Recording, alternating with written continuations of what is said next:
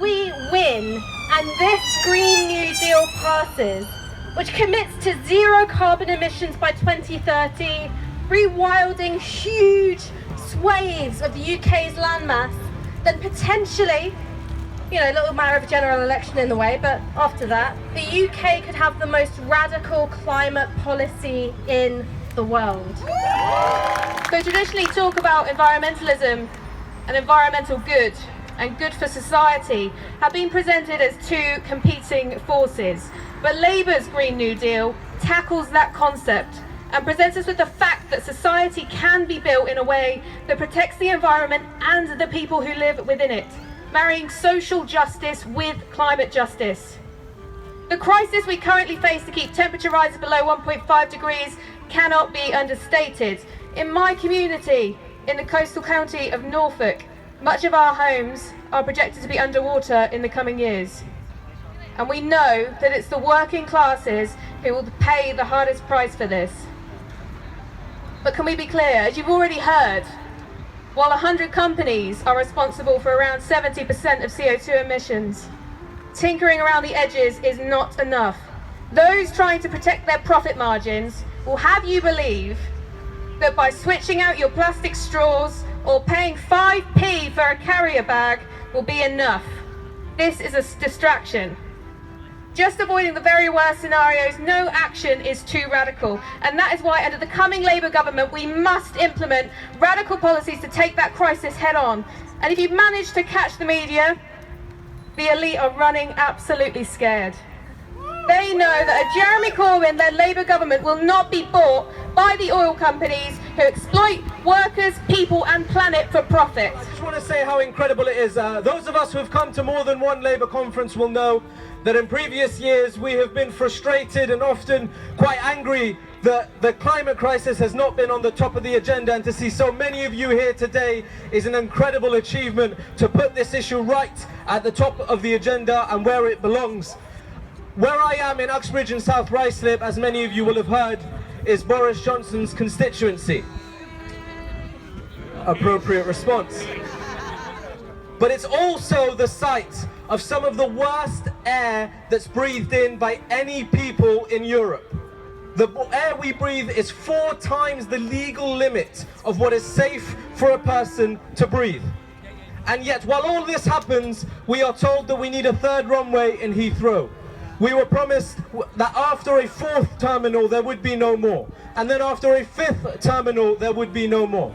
But the reality is that there are children in our constituency and in our borough that have to test the quality of the air before they play outside in the day. There is no doubt there is a climate emergency, comrades, and we need to take the most serious action possible. I'm proud that as a child I stood on picket lines alongside my dad when he was in dispute as a Liverpool dock worker. And so when I see children leading the argument and taking school strikes to the streets, I don't dismiss them or say they should be back in school. We should be listening to them as politicians and as a movement.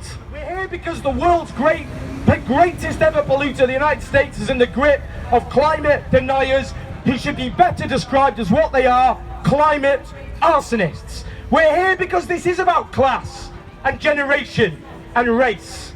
That those who suffer the greatest consequences are those in the global south who were made to suffer through colonialism and who are now being forced all over again to suffer the worst consequences of a crisis caused by those who colonised them. That young and poor people who paid for the financial crash are expected to pick up the pieces all over again. And we're here because we only have 11 years to stop catastrophe, the potential of total climate breakdown. Tens of millions, hundreds of millions driven from their homes, droughts, famines, the destruction of so much of our planet. A planet which is already going through the 6th major extinction. The first since the last one when the dinosaurs were wiped out by an asteroid. Happening in West Papua, a genocide, and that the world is looking away. I started to become a climate activist as well. And that is why living in in the Netherlands, following the discussions, I heard people and politicians talk about we must use solar panels. We have to use wind turbines. Of course, it is good. This is what climate change means for the indigenous people in West Papua and elsewhere. It's about colonialism. People destroying our land, stealing our land. It's about capitalism.